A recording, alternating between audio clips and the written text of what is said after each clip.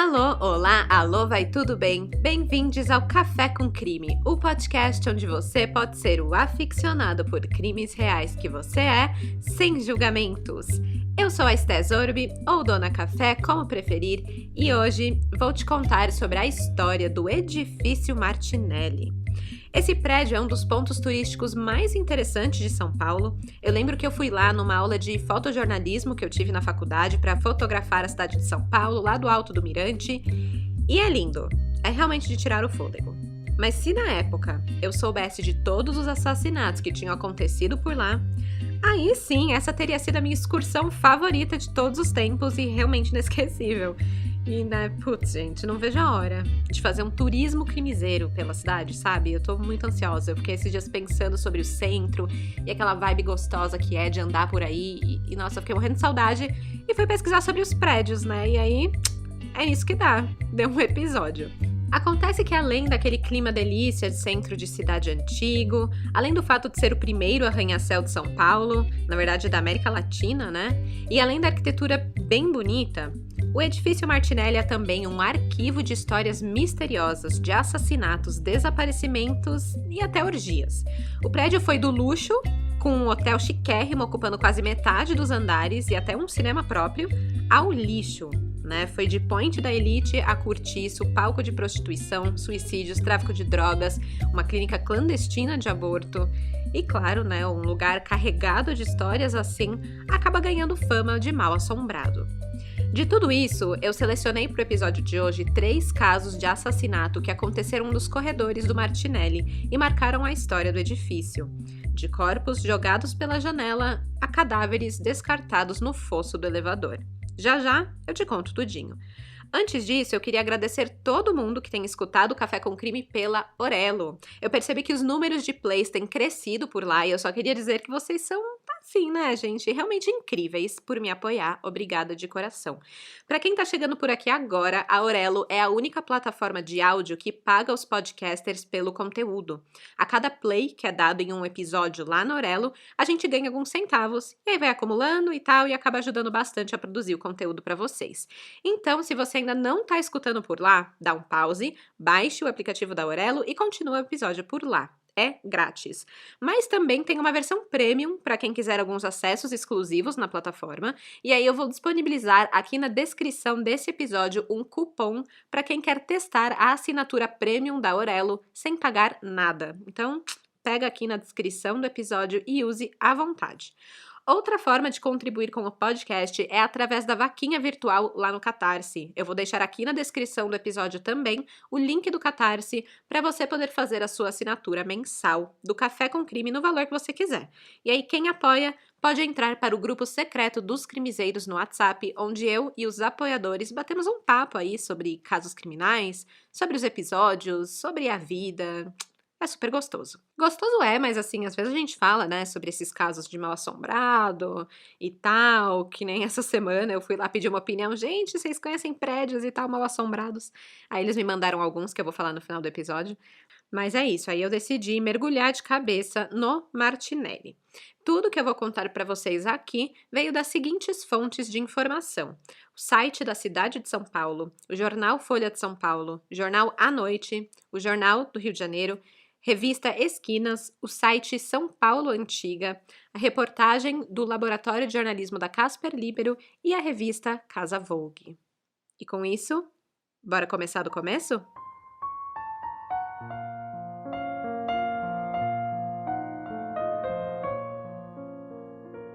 O edifício Martinelli está localizado no centro de São Paulo, entre as ruas São Bento, Avenida São João e a Rua Líbero Badaró. Ele é o primeiro arranha-céu da América Latina e na década de 30 era motivo de orgulho para os paulistanos, né? Eu acho que deve ser tipo morar numa cidade que tem uma das 7 maravilhas do mundo, sabe? Deve ser muito legal isso, a galera do Rio de Janeiro pode dizer melhor, né? Se bem que hoje já não é mais nem 7, são 14, né? As maravilhas do mundo antigo, maravilhas do mundo moderno. Mas enfim, o Martinelli era tipo essa maravilha para São Paulo. Simbolizava o progresso da cidade. O edifício foi projetado pelo italiano Giuseppe Martinelli em 1924. Mais de 600 operários trabalharam nas obras durante 5 anos até a inauguração acontecer em 1929, com um grande total de 12 andares. Pois é, 12. Não parece nada para São Paulo de hoje, né? Que qualquer prédio residencial tem 20 andares, é fácil achar. Mas na época, a cidade contava com raríssimas edificações com mais de 5 andares. Se tivesse 10, já era tipo, meu Deus, cuidado que vai cair. As pessoas tinham medo real. O edifício Martinelli gerou muita polêmica por conta do seu tamanho. E isso que 12 andares era só o começo. O Giuseppe Martinelli, ele tinha o objetivo de chegar aos 30 andares. Acontece que ele acabou decidindo inaugurar o prédio antes de terminar todos os andares por conta de uma competição com o Rio de Janeiro. Isso mesmo. Na época, em 1929, o Rio de Janeiro já estava com o Cristo Redentor em construção, já ia ter essa maravilha por lá, mas também saiu um artigo que o edifício à noite, que ficava na cidade carioca, seria citado como o mais alto arranha-céu do mundo. E aí o Martinelli falou: não, jamais, eu tô construindo essa bagaça aqui há 5 anos. Vocês não vão me passar não, vocês não vão me passar perna nesse título, sai da frente, é meu. E aí, para enfatizar o progresso tecnológico de São Paulo, e mimimi, resolveram adiantar a inauguração do Martinelli. E aí, com os seus 12 andares, ele que ganhou o título de ser o mais alto. Então, tcharam! Parabéns, Martinelli. O ruim é que logo depois da inauguração, o edifício começou a dar sinais da história macabra que ele tinha pela frente. Na tarde de 24 de novembro de 1929, um domingo, o prédio Martinelli sofreu um incêndio em seu 26º andar. Muitas atividades já operavam ali nesse gigante paulistano, como o Cine Rosário e vários salões e escritórios, mas o prédio ainda estava em obras, né? Então tinha muita madeira espalhada, especialmente nos andares mais altos, que eram exatamente os que não estavam finalizados. De acordo com a reportagem da época, o andar, que foi o foco do incêndio, era onde ficavam os motores dos elevadores. Então, um curto-circuito na instalação elétrica junto a esses motores teria atingido a madeira e iniciado um incêndio que rapidamente se alastrou pelo andar inteirinho. As chamas também atingiram a torre de madeira que ficava no topo do prédio, que era o que sustentava as publicidades, os outdoors e tudo mais, e também um farol que iluminava parte da cidade, como uma atração do prédio. E a estrutura não aguentou e acabou desabando. Tudo isso, ó, caiu. A sala de máquinas também ficou, assim, completamente destruída. E a grande dificuldade em combater o incêndio vinha exatamente do fato do Martinelli ser o prédio mais alto que existia na época aqui na região, né, na América Latina e tal. O Corpo de Bombeiros simplesmente não estava preparado para lidar com uma construção tão alta. Os carros logo chegaram ao local do incêndio, com todos os bombeiros, um pessoal muito grande ajudando, mas as mangueiras não tinham comprimento suficiente. E os hidrantes da região não tinham água o bastante para conseguir batalhar esse fogo lá no alto do Martinelli. Para acabar com as chamas, foi necessário um verdadeiro cordão humano com bombeiros, policiais e até alguns operários do prédio, que se juntaram para passar baldes de mão em mão até o foco do incêndio. As chamas só seriam controladas no início da noite, por volta das 8 horas, e o prejuízo material e financeiro foi grande. Foi estimado em 200 contos de réis. Aí eu fui olhar isso para ver mais ou menos quanto que seria hoje e descobri que um conto de réu equivale a 123 mil reais. Ou seja, seriam quase 25 milhões de reais hoje. E, mano, isso tipo meio que faliu o Giuseppe total. Ele ficou mega endividado e teve que dar o prédio para o governo italiano para dar conta de pagar o empréstimo que ele fez para continuar a construção, porque ele não queria desistir do sonho dele de chegar nos 30 andares. Mas o lado bom é que não houve nenhuma morte e apenas algumas pessoas sofreram ferimentos leves por conta desse incêndio. As obras do edifício Martinelli foram retomadas depois disso e seguiram até 1934, quando finalmente o Martinelli foi finalizado com 30 andares e 105 metros de altura, ultrapassando o seu concorrente, o edifício à noite, que acabou ficando com 84 metros de altura e 22 andares. Aliás, esse edifício, o à noite, ele entrou para leilão no ano passado lá no Rio de Janeiro, num valor de 90 milhões de reais. Mas enfim, gente, eu juro que eu já vou chegar nos crimes, tá? É que a história do prédio ela é impactante porque, tipo, como vocês estão vendo, foi um negócio muito gigante na época, tem muita grana envolvida, muita competição. Ele foi realmente projetado para ser o rolê mais luxuoso da cidade. Na verdade, o Giuseppe Martinelli, ele tinha esperança de que os mais ricaços da cidade, da sociedade paulistana na época, se mudassem para lá. Para isso, ele chama os irmãos Lacombe para desenhar a fachada do prédio. Eles são os mesmos caras que projetaram o túnel onde a Avenida 9 de Julho passa por baixo da Avenida Paulista. Então, assim, né? Gente grande. Além disso, as portas eram de madeira de lei, as escadas tinham mármore italiano e até o cimento era chique, gente. Veio da Noruega e da Suécia. Cimento de grife, né? Onde já se viu. Só que aí, Martinelli teve que enfrentar uma coisa que ele não estava esperando: a desconfiança da população. Pois é, todos olhavam para aquele bicho monstruoso de concreto no meio da cidade e pensavam: vai cair, vai dar ruim. E lembrando aqui que era uma geração traumatizada pelo Titanic, né? Que pouco mais de uma década antes era a promessa do maior navio, mais seguro, mais grandioso, mais luxuoso, nem Deus afunda. E aí, bem, terminou com a Rose monopolizando a porta de madeira em alto mar e o Jack congelando na água. E ninguém queria ser o Jack ou a Rose do Martinelli. O medo de desabamento durante as obras, por exemplo, fez com que muitas pessoas desviassem os caminhos para não passar perto do prédio. Não queria nem passar perto, muito menos entrar e morar lá.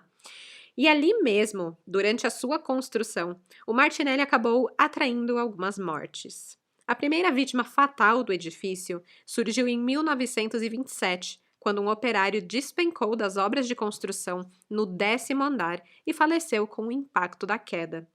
Isso tudo foi noticiado no jornal, foi muito comentado e só aumentava o medo, né? Os boatos e as especulações sobre o prédio no cenário popular. Por isso, para provar que o prédio não iria cair e que era super seguro, o próprio Giuseppe Martinelli construiu um palacete para que ele e a sua família pudessem morar no topo do edifício. Então ele pegou a cobertura, a melhor cobertura de São Paulo na época. Então assim, ele seria o exemplo. E sigam-me os bons, como diria o Chapolin. E deu bom. Acabou que depois disso foi instalado ali o Hotel São Bento, que era chiquérrimo, tinha os salões de baile de primeira classe, um cinema, era o lugar dos maiores e melhores eventos de São Paulo, né? Então, o Giuseppe estava realizado lá no palacete dele, com todo o rolê dele dando certo, até que começou a decadência. Acontece que desde 1934, quando o prédio foi finalizado, quem era dono de lá, na verdade, era o governo italiano. Isso porque o Giuseppe, né, como eu comentei, tinha ficado endividado por conta da construção e teve que ceder o prédio aos italianos pela dívida que tinha com eles. Os italianos administraram o prédio até meados da Segunda Guerra Mundial. Quando o Brasil declarou guerra ao eixo, o governo confiscou os bens de italianos aqui no Brasil. E assim o Martinelli passou ao domínio público. Virou do Brasil. Depois disso, o edifício passou a ser chamado de Edifício das Américas e ficou quase abandonado. E assim, ele foi aos poucos sendo ocupado por moradores menos ilustres que buscavam ali uma opção de moradia barata, perto do trabalho, perto do centro, do transporte e tudo mais. O cinema acabou fechando, o hotel deixou de ser chique e o Martinelli passou a ser um dos maiores cortiços da cidade já nos anos 1950.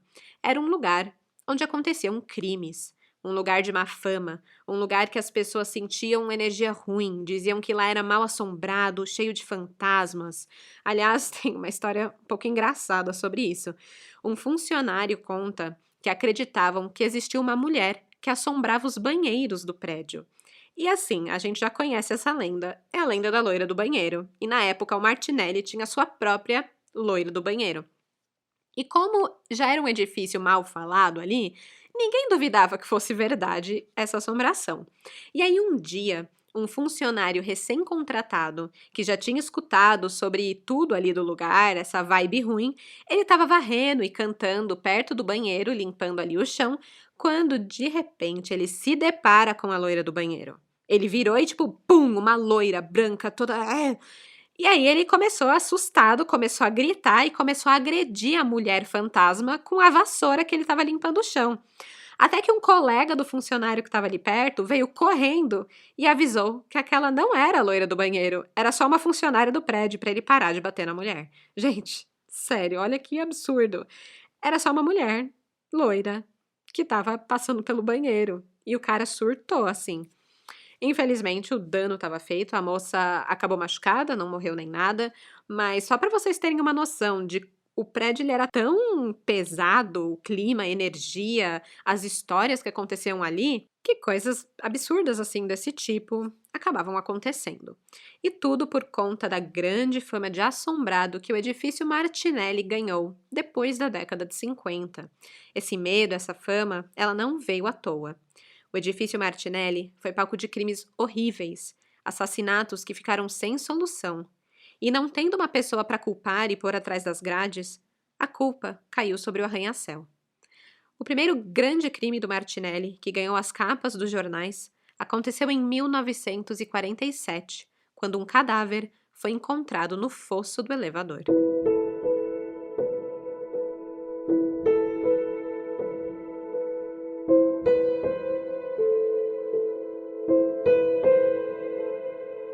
Em março de 1947, um eletricista chamado Manuel Urbano estava trabalhando no edifício Martinelli, consertando algumas instalações elétricas. Um dos problemas estava no elevador, então o Manuel entrou no fosso do elevador para fazer o seu trabalho, quando, ele se deparou com um cadáver.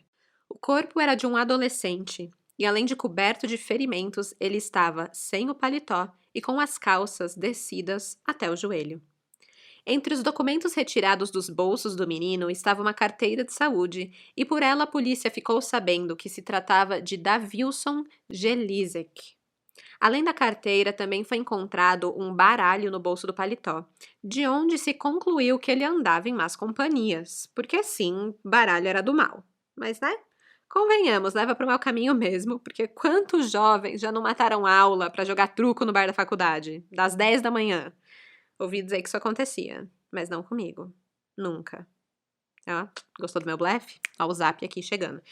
Mas gente, na época baralho era isso, era sinônimo de gente vagal, com más intenções, que ficava jogando, em vez de estar trabalhando.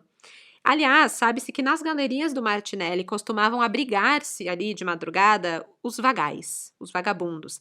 Lembrando que nessa época existia a lei da vadiagem, né? Que punia quem era ocioso, quem não tinha trabalho, quem ficava de vagabundagem, como eles diziam na época. Você pegava 3 meses de cadeia por fazer nada. E lá nas galerias do Martinelli rolava isso. A galera ociosa ficava jogando baralho. Então, criminosos. E como encontraram esse baralho com Davilson, concluíram que talvez ele estivesse andando com essa galerinha do mal, que ele foi atraído ao Martinelli por um deles. Então, a polícia entra em contato com a família de Davilson Gelizek.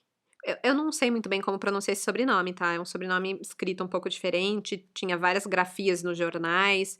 Acho que é um sobrenome judeu, mas eu acho que é Gelizek, algo assim. Bom, os pais dele foram lá, fizeram o reconhecimento positivo do corpo do filho. E aí a polícia queria saber um pouco mais sobre a rotina, né? Quem era Davilson, o que ele fazia, por que que ele estava no Martinelli naquele dia. E aí eles contaram um pouco sobre isso. O Davilson, ele morava com os seus pais no centro de São Paulo. Algumas fontes dizem que ele tinha 12 anos, outras 14, 15 e até mesmo 16 anos, então não dá para dizer ao certo. Mas ele era um adolescente. E apesar da idade, ele já trabalhava e muito. O Davilson tinha trabalhado até 15 dias antes do crime numa fábrica. Só que aí ele pediu demissão de lá para ser empregado numa alfaiataria da rua Senador Feijó, que fica ali no centro também, né, perto da casa dele e também perto do edifício Martinelli. A alfaiataria dele era só 700 metros do prédio. O Davilson tinha saído para fazer uma entrega, né, ali das roupas e tudo mais, e buscar outras encomendas de alguns dos moradores ali do edifício Martinelli. Mas acabou que ele nunca mais voltou. Ele ficou desaparecido por 4 dias até o seu corpo ser encontrado pelo eletricista.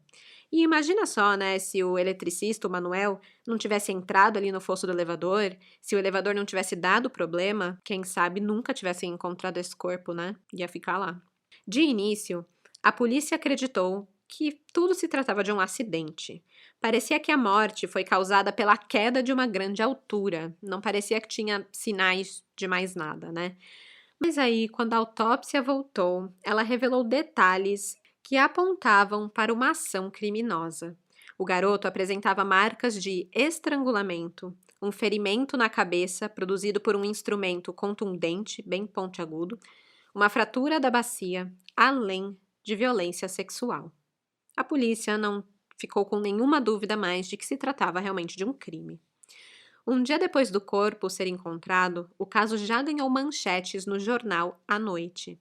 A capa do dia 10 de março de 1947 dizia o seguinte, abre aspas, mutilou o corpo da vítima, crime hediondo, jogou o cadáver no monte de lixo, denunciado o matador pelo sangue do jovem, fecha aspas. O corpo de Davilson foi encontrado no fosso do elevador.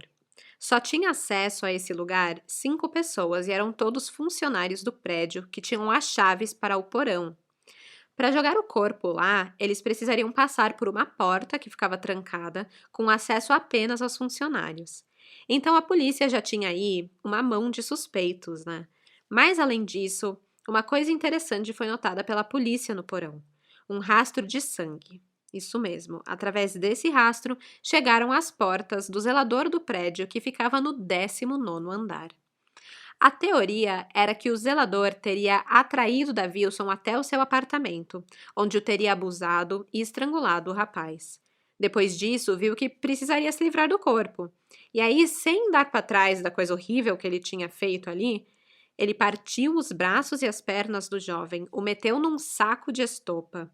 Esperou que chegasse a madrugada e ficasse tudo mais silencioso e sem movimento no prédio, e aí desceu ao porão do edifício e ali jogou o corpo junto com um monte de lixo. Ele voltou para o seu apartamento e acabou, como se fosse um crime perfeito. O único defeito do seu plano foi que ele não percebeu o rastro de sangue que ficou pelas escadas por onde o saco com o corpo tinha se arrastado. E por isso, a polícia prendeu o zelador. Só que durante o interrogatório, acabaram descobrindo que ele não tinha a chave do porão, pois ele tinha emprestado para um outro funcionário do prédio ou para uma outra pessoa e simplesmente essa chave não existia, não estava com ele.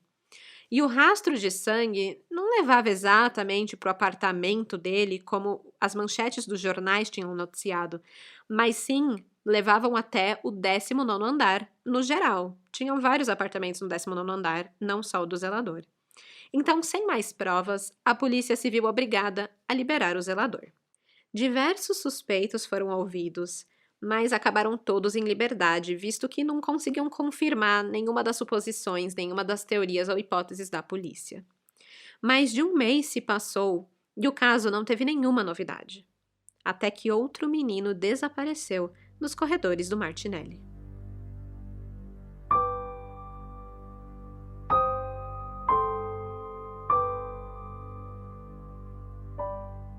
Em 14 de abril de 1947, outro caso veio à tona que preocupou ainda mais as autoridades policiais. Tratava-se do desaparecimento misterioso de um menino de 13 anos chamado José Luiz Artioba, que morava na rua Girassol, em Pinheiros, que fica a uns 6 quilômetros ali do centro, ali do edifício Martinelli. O Luiz ele estava desaparecido desde o dia 11 de março, que foram 2 dias depois da descoberta do corpo de Davilson ali no edifício. Ele saiu de casa dizendo que ia a um cinema na cidade e não voltou mais. Agora, em abril, um conhecido seu declarou ter visto José Luiz naquela mesma data na porta do prédio Martinelli. E com isso, já logo de cara, veio a suspeita de que ele tenha sido outra vítima do monstro, como diziam os jornais, né? O monstro do Martinelli, que tinha assassinado o Davilson. Como já tinha se passado mais de um mês que a polícia não tinha novidades sobre o crime, esse fato deu o que falar na cidade, tornando o Martinelli num lugar perigosíssimo e a base de um possível assassino em série que atacava crianças, adolescentes e meninos que iam para lá. Por mais que a polícia se empenhasse, ela não encontrava pistas novas. E acabou que nem o José Luiz Artioba foi encontrado. Sobre o garoto desaparecido, eu não encontrei mais nenhuma notícia, não encontrei mais nada sobre ele, continua um mistério. Mas um ano depois do assassinato de Davilson, o seu nome voltaria a ser publicado nos jornais. Em 12 de março de 1948, a polícia acreditava que tinha finalmente esclarecido o crime do edifício Martinelli. As autoridades prenderam Oswaldo Pereira, que às vezes aparece como Orlando nos jornais, mas na maioria é Oswaldo, então vou usar Oswaldo. O suspeito, ele foi preso e confessou que foi cúmplice na morte de Davilson. E a sua versão da história é a seguinte. No dia 7 de março de 1947, Oswaldo, Davilson e Franklin Braller e outros jovens jogavam cartas no andar térreo do edifício. Depois, Oswaldo e Franklin levaram o menor de idade para o 19º andar, para fins inconfessáveis, como está escrito no jornal. Quando Davilson se deu conta de que os caras queriam ter relações com ele resistiu, ele lutou. E aí Franklin, revoltado porque não estava dando certo o que ele queria, foi para cima e deu uma pancada na cabeça de Davilson, que lutou de volta, chutando com tudo o Oswaldo, que tinha agarrado ele. Os homens, para finalizar essa luta, acabaram jogando Davilson pelo vão do elevador e acharam que ele tinha morrido na queda. Então eles desceram no porão do prédio porque o Franklin queria atirar o corpo de Davilson na fornalha que tinha lá embaixo, que incinerava o lixo, né? Mas Oswaldo notou que o garoto ainda estava vivo e decidiu chamar assistência. O Franklin impediu que ele fizesse isso, que ele ajudasse o Davilson. E aí os dois fugiram. Bom, baita história, né? Para averiguar isso, a polícia procurou pelo tal do o Franklin. E adivinha onde encontraram ele? Na cadeia. Conversaram com o Franklin, que era um menor de idade também, assim como o Davilson, e ele afirmou que não tinha qualquer ligação com o Oswaldo. Ele disse ter conhecido o Oswaldo muito rapidamente porque jogou com ele uma partida de bilhar lá no edifício Martinelli, que aliás foi a sua única vez dentro do prédio. Quanto ao Davilson, ele falou que nunca viu o menino e que só sabia da existência dele por conta do caso que estava sendo noticiado nos jornais. E ok, né? Pode até ter uma conversinha para se livrar da culpa? Pode. Mas tem uma coisa que com certeza o inocentava. Na época do crime, o Franklin já se encontrava recolhido na casa de detenção. Ou seja, Oswaldo não era cúmplice de coisa nenhuma. Ou ele era realmente o assassino principal, ou ele nem tinha cometido esse crime. Na mesma época, começaram a chegar cartas para a polícia e para as redações do jornal de alguém que se dizia assassino de Davilson, sem se identificar. Pediram para Oswaldo fazer um teste de caligrafia e aí descobriram que as letras batiam. E aí a polícia não entendeu nada, né? Porque, por que o Oswaldo estava fazendo isso? Chamando a atenção, né? E a conclusão do delegado do caso é de que Oswaldo teria problemas mentais. Dias depois da sua confissão, Oswaldo volta atrás e disse que é inocente. Ele escreveu a seguinte declaração, abre aspas. Afirmo que não escrevi carta alguma sobre o crime do prédio Martinelli. Tampouco sou o criminoso. Quando fui preso, eu tinha fumado vários cigarros de maconha. Fecha aspas. Ele também afirmou para os jornais que havia sido vítima de violência policial e que foi obrigado a confessar depois de torturas. E aí, por conta disso, ele foi solto por falta de provas. E essa não seria a última vez que alguém confessaria ao assassinato de Davilson Gelzik. Menos de um mês depois, em 8 de abril de 1948, um homem chamado Geraldo Martins, que estava preso no presídio do Distrito Federal, disse que conhecia os verdadeiros assassinos de Davilson. O Geraldo conta que ele não participou do crime, não teve nada a ver, mas ele ouviu na prisão os assassinos relatarem que não precisavam se preocupar mais com esse crime, porque a polícia já tinha arranjado um assassino. E isso aconteceu na época da prisão de Oswaldo Pereira. O Geraldo, então, escreveu uma carta para a polícia de São Paulo, caguetando esses outros presidiários. E aí a polícia de São Paulo foi até o Rio de Janeiro e prendeu Luiz Marcelino de Jesus, que era uma das pessoas que o Geraldo falou que estava envolvida nesse crime. O Luiz Marcelino de Jesus negou o homicídio logo de cara. O seu cúmplice era Epaminondas Almeida Rios, que estava recolhido no presídio do Distrito Federal, cumprindo a sentença por um outro crime. Quando Epaminondas, gente, que nome difícil. Quando Epaminondas foi interrogado, ele confessou que realmente ele esteve com Luiz no edifício Martinelli, mas que ele não ajudou a matar o garoto, que o crime foi uma obra exclusiva de Luiz e outros sujeitos que ele nem sabia quem eram. O Epaminondas disse que Luiz é um tarado e que ele arrastou o menor de idade para os altos do edifício, onde depois de abusar dele, o matou, jogando o corpo dele do alto do prédio. Antes de se desfazer do corpo, ele ainda dá um detalhe, de que Luiz teria roubado dele um relógio e 80 cruzeiros. Eles aproveitaram que a polícia prendeu logo de cara o zelador para sair cabalmente de São Paulo e fugir para o Rio de Janeiro. E pronto, né? Parecia que o crime estava resolvido. O cara deu todos os detalhes, batia tudo certinho com o que eles tinham em mãos. Só que não estava. 2 meses depois da confissão, no dia 3 de junho de 1948, a polícia é surpreendida com mais uma farsa. Os 2 criminosos que foram presos e levados para a cidade de Santos confessaram a autoria do assassinato de Davilson porque eles queriam mudar de cadeia. Gente, pois é, foi tudo uma grande armação. Eles sabiam que a polícia estava doida atrás de alguém para incriminar, né, pela morte de Davilson, e eles se aproveitaram disso para confessar. Eles apareceram no jornal, foram levados para uma prisão considerada melhor, mais segura, para casos de alta repercussão, enfim. E depois que eles foram transferidos, eles voltaram atrás no seu depoimento e negaram a autoria do homicídio. E mais uma vez, a polícia ficava sem ter respostas para dar para a população. Com isso, as pessoas começaram a criar a sua própria versão do que teria acontecido com Davilson. Para eles, Davilson era um garoto gay que teria ido para o edifício Martinelli se prostituir. O local já tinha essa má fama e acreditavam que em uma das galerias do prédio aconteciam orgias. Então, para eles, Davilson teria ido participar de uma dessas orgias e acabou morto. Essa versão tem como base o fato de Davilson ter sido encontrado com as calças no joelho e um baralho no bolso. O que realmente aconteceu, ninguém sabe. Anos mais tarde, o caso seria arquivado sem solução. E essa é apenas a primeira morte misteriosa do edifício Martinelli, que ficaria sem respostas.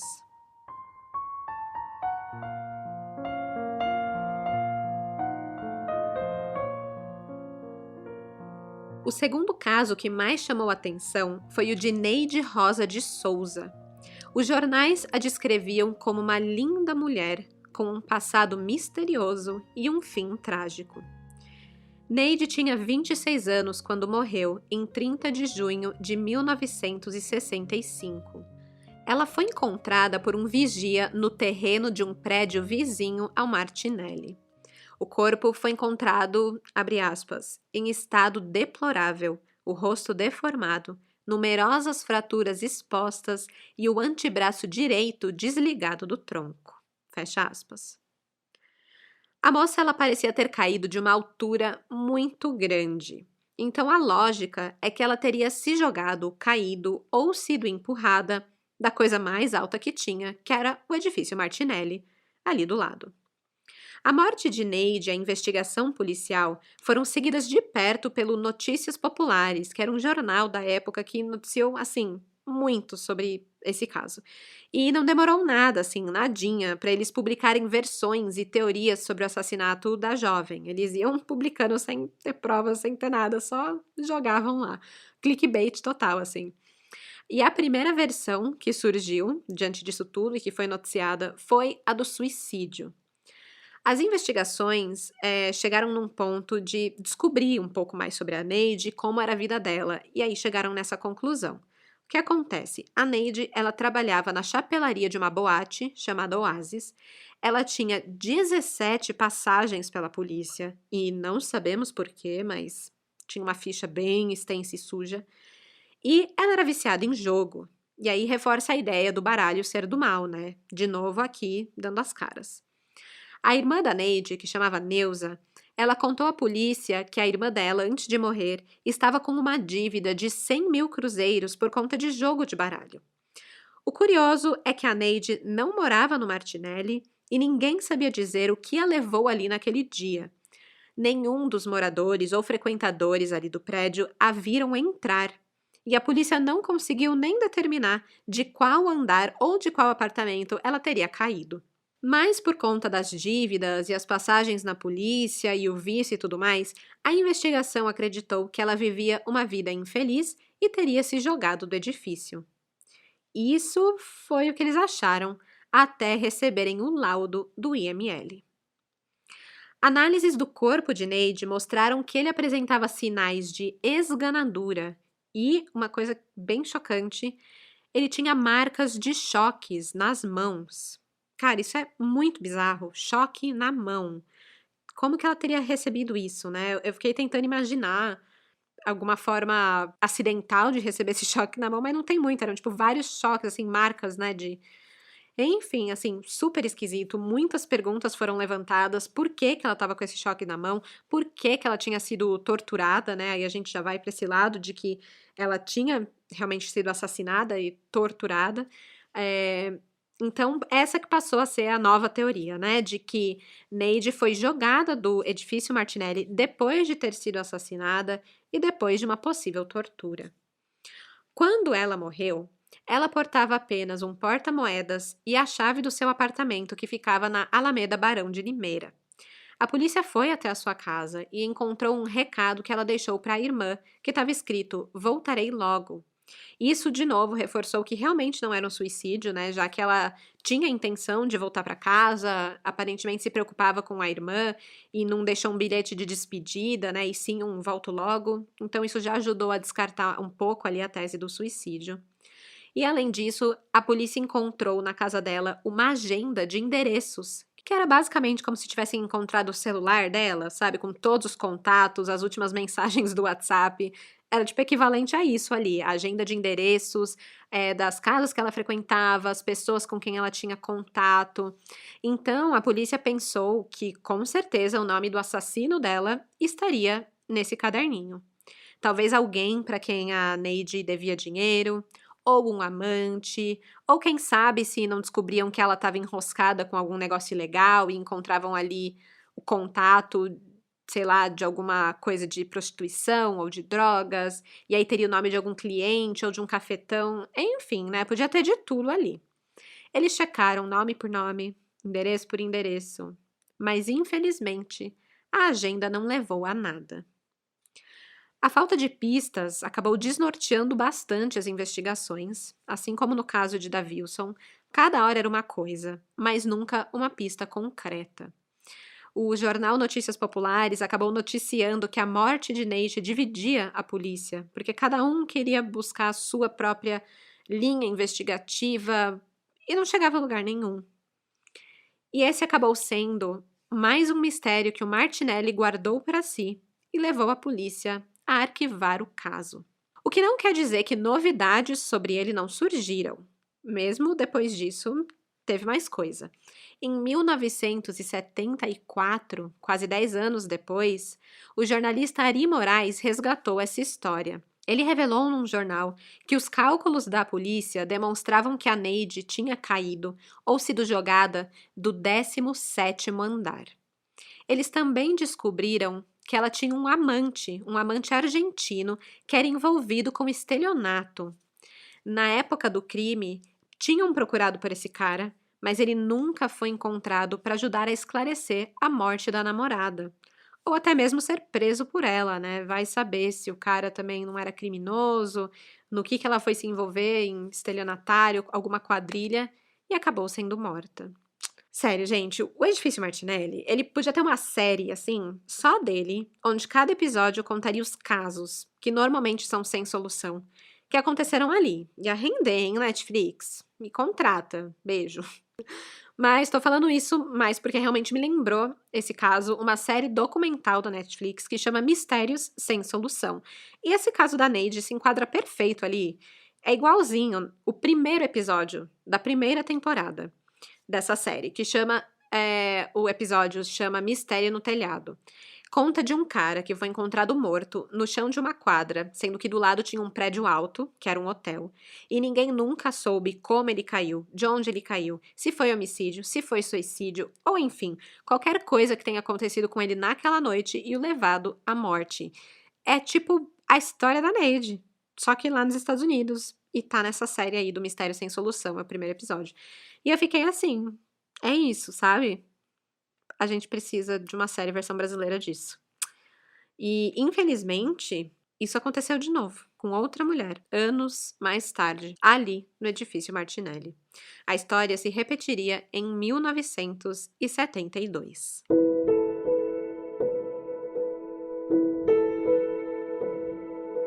Na noite de 9 de agosto de 1972, mais um assassinato ocorria no Edifício Martinelli e seria também arquivado por falta de provas. Dessa vez, a vítima foi Rosa dos Santos, uma moça de 17 anos que o jornal descreveu como loirinha, que nem a loira do banheiro. Vai que ela foi confundida também, não sei. O seu corpo foi encontrado pelo funcionário de um banco vizinho ao Edifício Martinelli, que estava fazendo hora extra quando ele ouviu um grande barulho, assim, pum! Da janela do segundo andar ele olhou e viu a moça estatelada no térreo do prédio. Uma das únicas pistas que foram encontradas pela polícia foram os sapatos de Rosa. E adivinha em que andar eles estavam? No 17º andar do Edifício Martinelli. O mesmo andar que, pelos cálculos da polícia, a Neide teria caído ou teria sido jogada. Segundo testemunhas, Rosa tinha ido a um baile naquela noite, acompanhada de um homem, e depois ambos decidiram passar a noite no Hotel São Bento, que ocupava ali os andares do Edifício Martinelli. O tal senhor que a acompanhava naquela noite não foi reconhecido por ninguém, mas a polícia suspeitava que ele seria um homem de negócios e bem de vida, que era exatamente o público que frequentava o hotel, e chegava a pagar diárias de 15 mil réis para ficar ali no Edifício Martinelli, que hoje seria o equivalente de 1.800 reais. Então era muita grana. Bem, pelo menos era esse o preço quando estava lá no auge, que o Martinelli era chique e luxuoso e não na época da decadência, né? Aqui na década de 70 ele já estava nessa fase meio ruim. O fato é que esse homem, por quem quer lá que ele seja, o perfil que a polícia traçou dele na época, ele nunca foi encontrado, o que impossibilitou que o caso de Rosa tivesse um desfecho também. Sem mais evidências, a polícia seguiu o padrão e arquivou o caso. Me dá até uma agonia, assim, de um caso ser tão curto, porque, é sério, gente, eles não encontraram absolutamente nada, além dos sapatos da Rosa e desse homem misterioso. Não tinha nenhuma pista. Acabou que nem noticiaram muito bem a morte de Rosa, não falaram sobre ela e não deram mais nada assim, sabe? Acabou virando uma coisa tão comum de acontecer no Martinelli que os jornais também eram tipo, ó, mais um que morreu lá no Martinelli. E, enfim, bem triste isso. 3 anos depois da morte de Rosa, em 1975, a Prefeitura de São Paulo ganhou um novo prefeito e ele decidiu ressuscitar o Edifício Martinelli. Os apartamentos de propriedade privada, né, foram todos comprados pela Prefeitura e os mais de 800 moradores que tinham lá foram desalojados. E aí a restauração do prédio começou, para ele ganhar de novo o status de um ícone de São Paulo e não mais um lugar ruim, né? A restauração ela preservou alguns traços originais do edifício, acabou passando por cima de outros também, e tudo isso com financiamento da própria prefeitura e de alguns bancos. E assim a prefeitura esperava que tiraria a má fama do edifício, ali do centro da cidade, e que limparia o seu passado, que era encardido de sangue. Infelizmente, o edifício Martinelli continuaria fazendo vítimas. Uma das últimas que eu encontrei notícias aconteceu em março de 2017. Foi um caso de suicídio de um visitante que acabou se jogando lá de cima do mirante, causando o fechamento do prédio por 2 anos. Ele só seria reaberto novamente em 2019, com muitas regras mudadas, medidas de segurança muito mais rígidas, bem reforçadas. E agora, além de um número reduzido de turistas, apenas uma área restrita das varandas pode ser visitada, e grades de aço delimitam a circulação e impedem que se chegue perto ali dos parapeitos. Além de que as visitas duram apenas 40 minutos e são vigiadas a todo momento por 4 funcionários. Desde 1979, o edifício Martinelli se tornou sede das Secretarias Municipais de Habitação e Planejamento, as empresas Emurb e Coab São Paulo e o Sindicato dos Bancários de São Paulo. Hoje é um dos principais símbolos arquitetônicos do Brasil, lembrado como um ponto de encontro da alta sociedade paulistana, por onde passaram o Cine Rosário, barbearias, lojas, até uma igreja e o luxuoso Hotel São Bento. Mas a sua história sombria, por mais que tentem, ela não é esquecida. Até hoje, existe um elevador cujo acesso é proibido devido aos casos de atrocidades enterrados em seu fosso. Como uma das guias de visitação afirmou, abre aspas, lá jogavam todo o lixo da época da invasão. Foram encontrados fetos, animais mortos, cadáveres, tudo ali. Fecha aspas. Uma porta dessas é melhor não abrir. O edifício Martinelli, ele esconde muitas outras histórias de crimes, eu fui esbarrando por diversas enquanto eu fazia essa pesquisa, mas essas 3 foram as que mais encontrei informações e que mais chamaram a atenção pelos seus fatores chocantes. Mas nesse meio do caminho aí, eu encontrei outras que incluíam uma clínica clandestina de aborto, uma outra história sobre 5 bandidos que moravam ali e estupravam mulheres, e uma figura chamada Zé Pernambucano, que mandava em tudo no prédio. Ele extorquia os moradores, ameaçava pessoas e sabe-se lá os crimes que ele não cometeu ou que ele permitiu que fossem cometidos ali, sob o seu reinado. Aliás, eu acho que muitas coisas que ficam sem pistas podem até ser por causa disso, né? Desse cara que manipulava todo mundo, não deixava ninguém falar, não deixava ninguém, por exemplo, reconhecer quem era o homem que estava com a Rosa naquela noite. Enfim, as coisas eram muito difíceis de serem resolvidas ali, com pessoas desse tipo barrando tudo ali dentro. Então, eu acho que eu cheguei à conclusão, na verdade, de que a gente pode dizer que o edifício Martinelli é tipo o nosso Hotel Cecil, versão brasileira, né?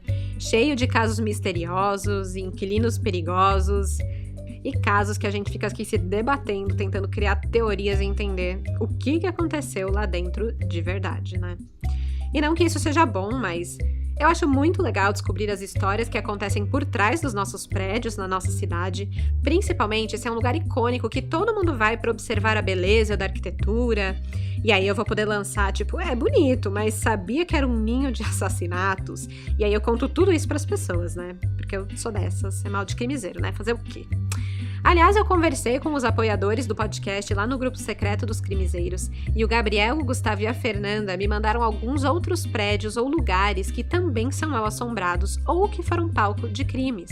Eu vou falar alguns aqui para quem quiser pesquisar e procrastinar com isso em vez de trabalhar e estudar, que eu faço isso direto. O primeiro deles que foi lembrado foi o Castelinho da Rua Apa, que eu fiquei, meu Deus, como que eu esqueci esse? Porque eu já falei dele aqui no Café com Crime, eu acho que foi o 2º episódio. E é uma casa que parece um castelinho aqui em São Paulo, que tem essa fama de mal assombrado porque aconteceu um crime também meio sem solução lá dentro. Então, pode ir lá escutar. Também teve o edifício Joelma, também aqui em São Paulo, que tem vários casos, o incêndio, muitas coisas aconteceram por lá. Tem o Copan, que tem histórias também de assombrações. Tem o caso do desabamento do Palace 2, que na verdade não é assombrado nem nada, mas é meio que quase um crime aquele prédio, né? Então vale a pena dar uma conferida. E o Fantasmobras, que é lá no Rio de Janeiro. É a Petrobras e os fantasmas daquele prédio, gente, muito interessante. Depois eu posto essa listinha lá no Instagram pra quem quiser, aí vocês podem olhar, conhecer as histórias melhor, e quem sabe a gente não escolhe um, se vocês gostaram de um episódio assim sobre um prédio, né, com vários casos dentro, eu posso escolher um desses também pra fazer um próximo episódio. E aí vocês me ajudam lá no Instagram, tomando essa decisão, votando, tararirarará, gente, é o @cafécomcrime o Instagram. E, né, falando do Insta, como sempre, amanhã, quinta-feira, eu coloco as imagens do edifício Martinelli lá, o @cafécomcrime, vai ter recortes de jornais da época, imagens do incêndio, fotos de algumas das vítimas e alguns suspeitos também, e também fotos antigas do prédio em toda a sua glória. Quem ainda não acompanha o Instagram, gente, vai lá, eu sempre posto as fotos, mas eu também coloco teasers do que vem no próximo episódio, coloco frases sobre cada caso, e sempre dando um gostinho aí do que tá chegando na quarta-feira, pra vocês não ficarem com tantas saudades da quarta. E também tem um motivo pra comemorar, viu, gente? Eu tô muito feliz porque alcançamos 10 mil crimezeiros lá no Instagram. Então, muito obrigada a todos que acompanham o meu trabalho por lá também. Eu tô muito feliz, gente. Sério, é muito incrível. É muito demais. E com isso, com essa positividade toda lá em cima, eu encerro o episódio. Até quarta-feira que vem e até lá, tirem o baralho do bolso, porque de desgraça já basta esse podcast. Tchau, tchau!